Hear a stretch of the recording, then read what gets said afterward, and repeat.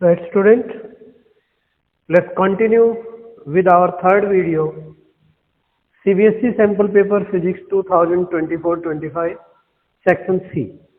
दो वीडियो में ऑलरेडी आपको डाल चुका हूं, तीसरा वीडियो इससे रिलेटेड है। सेक्शन सी बगैर ज्यादा बात किए शुरू करता हूं। Identify the circuit element X and Y as shown in given block diagram.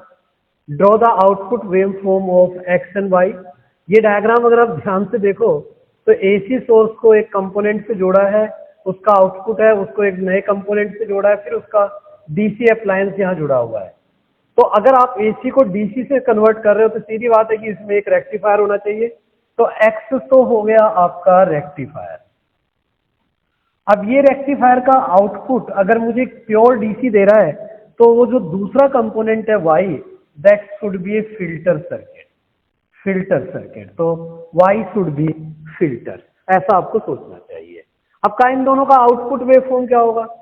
अगर आप इसका आउटपुट वेव कहते हो, ये फुल वेव रेक्टिफायर अगर सपोज इमेजिन कर लो, हालांकि इसमें बहुत ज्यादा हिंट तो दिया नहीं है, फिर भी अगर हम इसको फुल वेव रेक्टिफायर माने तो इसका आउटपुट वेव फॉर्म ऐसा आएगा। यानी कि ये जो वेव फॉर्म आपको यहाँ एक्स के बाद मिलेगा। लेकिन अगर वाई के बाद आप इस वेव फॉर्म को देखोगे तो इसका वेव फॉर्म देखो, ये वेव ऐसा होता है, लेकिन फिल्टर इसे एक प्योर स्ट्रेट लाइन में कन्वर्ट करने की कोशिश करता है। तो आपका output wave after passing through the Y वो कुछ ऐसा होना चाहिए जो मैंने व्हाइट लाइन से आपको शो किया है। Is it okay? तो बीच की ये वाली चीजें एलिमिनेट हो जाएंगी, तो फाइनल जो वेव फॉर्म होगा वो आपका कुछ ऐसा होगा, like this.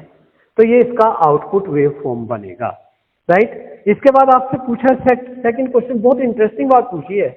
If the centre tapping is shifted towards diode D1, ये बिल्कुल मिडल में ना लेकर ये D1 की तरफ ले दिया, तो ऐसा होने से क्या होगा? डायोड D1 का जो आउटपुट करंट है वो कम हो जाएगा और D2 का आपका थोड़ा बढ़ जाएगा। तो ये आपसे ये पूछा हुआ है इस क्वेश्चन में कि आउटपुट वेव फॉर्म बताओ। आपको पता है कि ये वेव फॉर्म जो फुल वेव रेक्टिफायर का होता है वो कुछ ऐसा होता है, लेकिन अब आपने करना क्या है? इसको चेंज करना है। इसको थोड़ा कम दिखा के इसको थोड़ा बढ़ा दो, फिर कम दिखा दो, फिर बढ़ा दो।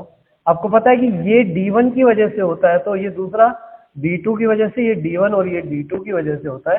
तो अब ये D1 की वजह से हो जाएगा, ये D2 की वजह से, ये D1 की वजह से और ये D2 की वजह से। इस तरीके से आप इसका आउटपुट वेवफॉर्म बना सकते हैं। इसके और में एक क्वेश्चन आपको दे रखा है जो VI कैंडिडेट के लिए है। Which device is used to convert AC into DC? Rectifier. State underline principle, direct question है, इसका प्रिंसिपल बताना है। एक्सप्लेन इट्स वर्किंग, डायरेक्ट आप बता सकते हो। If the frequency of input AC to this device is 60 hertz, कहता है इस डिवाइस से 60 हर्ट्ज फ्रीक्वेंसी दी गई हो, तो then what will be the frequency of the output of this device. देखो इस डिवाइस में ये नहीं पूछ दिया है आपको कि ये फुल वेव रेक्टिफायर है कि हाफ वेव रेक्टिफायर है। तो आप ये सोचिए कि अगर आपने कोई फ्रीक्वेंसी 60 हर्ट्ज दे रखा है तो आपका जो फुल वेव रेक्टिफायर है वो इस फ्रीक्वेंसी को डबल कर देता है, यानी कि आपको 120 हर्ट्ज फ्रीक्वेंसी अवेलेबल होगा, और हाफ वेव रेक्टिफायर उतना ही फ्रीक्वेंसी हमें अवेलेबल करवाता है जितना हमारे पास इनपुट में होता है। तो ये आंसर आपका होने वाला है। क्वेश्चन नंबर 23 देखिए। Find the expression for capacitance of A parallel plate capacitor area A, plate separation D, when dielectric slab of thickness T, metallic slab of thickness T are introduced one by one between the plates of the capacitor, in which case the capacitance would be more and by। तो देखो बेटा ये direct question है आपका। इस question में आपसे पूछा है capacitance with a dielectric and with a conducting medium. Direct derivation है, आप इसे अपने आप करेंगे। With A dielectric and with a conducting medium, dielectric slab और कंडक्टिंग स्लैब, दो डेरिवेशन आपसे पूछे हैं कंडक्टिंग स्लैब दोनों में। और आपसे ये पूछा किस केस में कैपेसिटी ज्यादा हो जाती है। तो आप सबको पता है जब आप इनके रिजल्ट कंपेयर करते हो तो कंडक्टिंग स्लैब के केस में कैपेसिटी ज्यादा हो जाती है, क्योंकि कंडक्टर का डाइलेक्ट्रिक कांस्टेंट इनफाइनाइट होता है, तो उसकी वजह से इसकी कैपेसिटी बढ़ जाती है।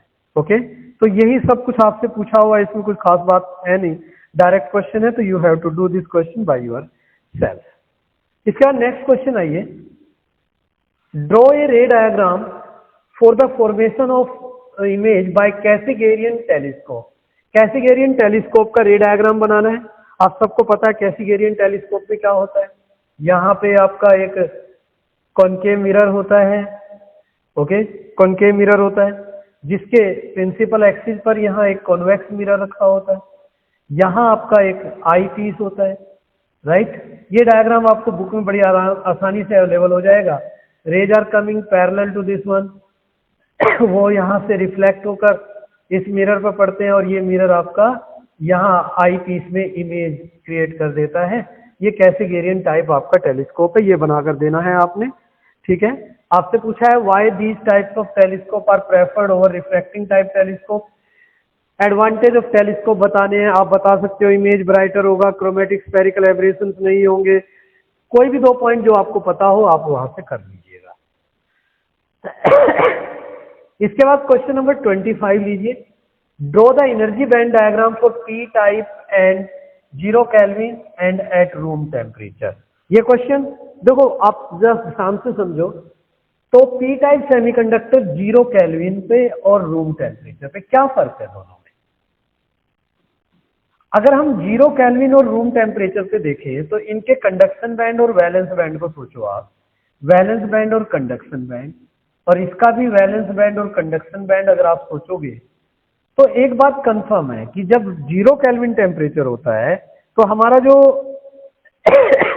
सेमीकंडक्टर है वो इंसुलेटर होता है, यानी कि ये बिल्कुल एम्प्टी होगा, ये फुल ऑफ इलेक्ट्रॉन होगा, ये फुल ऑफ इलेक्ट्रॉन होगा, फुल ऑफ इलेक्ट्रॉन होगा। ये तो 0 केल्विन का स्टेटस होता है।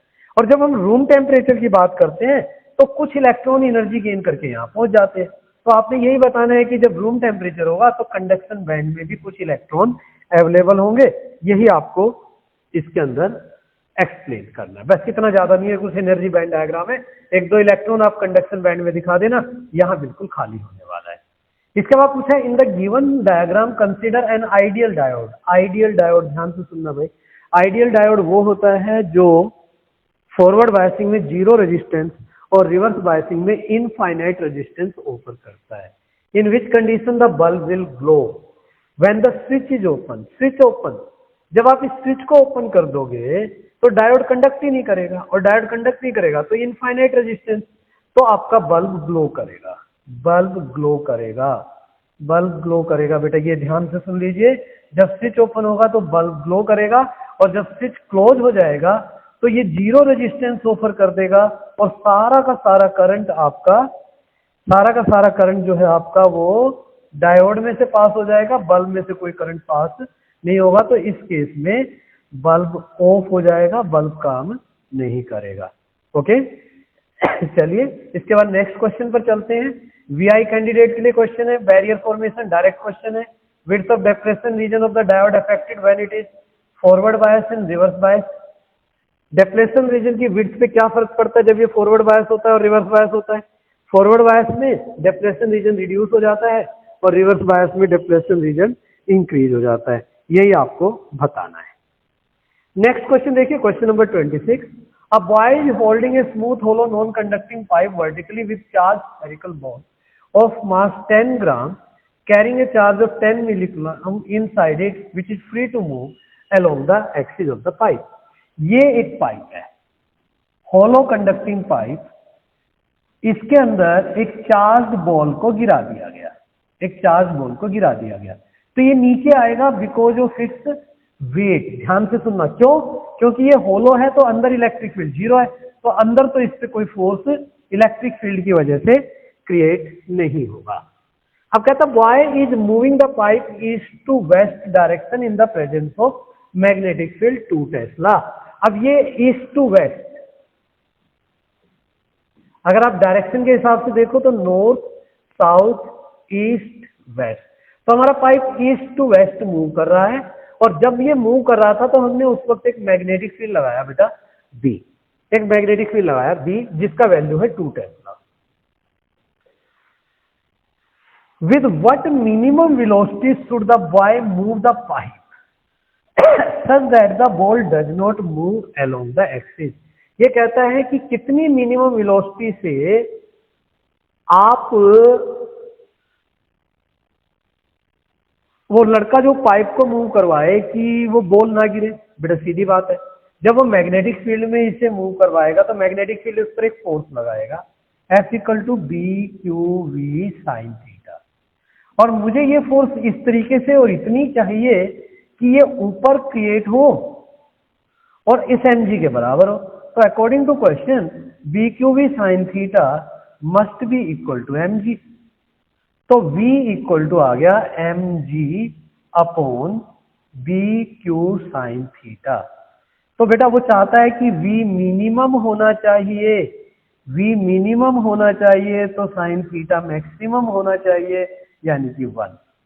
तो इतनी वेलोसिटी चाहिए mg upon B Q, mg upon B Q. Mass given है आपको 10 ग्राम, g का वैल्यू मुझे पता है, मैग्नेटिक फील्ड 2 टेस्ला, q भी गिवन है, सारे वैल्यू पुट कर लीजिएगा। तो वेलोसिटी कैलकुलेशन कर लेना, मैंने किया है तो 4.9 मीटर पर सेकंड आ रहा है। बाकी आप अपनी कैलकुलेशन पर ज्यादा भरोसा करिएगा, मैंने थोड़ा जल्दी में। तो देख लीजिएगा वो क्या कहना चाहता है। Also determine the direction of magnetic field, also determine the direction of magnetic field. अब ध्यान से सोचो, पार्टिकल जो मूव कर रहा है वो बी की डायरेक्शन आपको दे रखी है, आपको ये बी की डायरेक्शन बता नहीं हो रही, पार्टिकल ऐसे मूव कर रहा है, ये फोर्स मुझे ऊपर चाहिए तो बी किधर लगना होगा। अगर मैं उसकी फ्लेमिंग लेफ्ट हैंड हिसाब से लगाऊं तो बी जो है वो ऐसे नीचे की तरफ जाए, यानी कि अंदर की तरफ जाए, एक तरीके से ये कह सकते हो। तो this should be the answer for you. Okay, तो आप चाहो तो इसका आंसर नॉर्थ टू साउथ भी बोल सकते हो। Next question, a ray of light enter a right angle prism undergo refraction at the face AC as shown in figure. What is the refractive index of the material of the prism in figure 1? बड़े ध्यान से सोचें इस question को, आप board पर ही ध्यान से देखेंगे तो आपको नजर आएगा इसके अंदर एक डायग्राम जो मैं आपके लिए क्रिएट कर रहा हूं, इसी को ध्यान से देखो। स्क्रीन पर ही आप ऑब्जर्व करें कि ये रे यहाँ पे TIR शो कर रही है, TIR शो ग्रीजिंग है। तो हमें पता है कि म्यू जो है वो 1/sin c होता है, म्यू होता है 1/sin c। अब म्यू इक्वल टू, मैं राइट हैंड साइड में लिखता हूं, म्यू इक्वल टू होता है 1/sin c। अब क्रिटिकल एंगल वो होता है जिसमें वो ग्रेजिज होता है, तो यानी कि यहाँ इस एंगल पे इसको इंसिडेंट किया गया है। और अगर ज्योमेट्री के हिसाब से देखें तो ये एंगल 45 डिग्री है, तो इसका मतलब यहाँ C हो गया 45 डिग्री, C हो गया 45 डिग्री। तो म्यू इक्वल टू हो गया 1/sin 45, और sin 45 1/√2, तो म्यू की वैल्यू आ गई √2।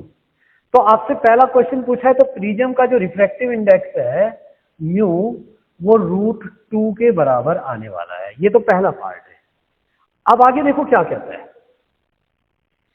If the side AC of the above prism is now surrounded by liquid 2/√3 as shown in figure, determine the ray, determine if the light ray continue grazes along the interface AC or undergoes total internal reflection or undergoes refraction in the liquid। अब ये क्या कह रहा है आपको कि अगर मैं इसके सराउंडिंग में ये लिक्विड डाल दूं, ये लिक्विड डाल दूं, यहां तो √2 है ही,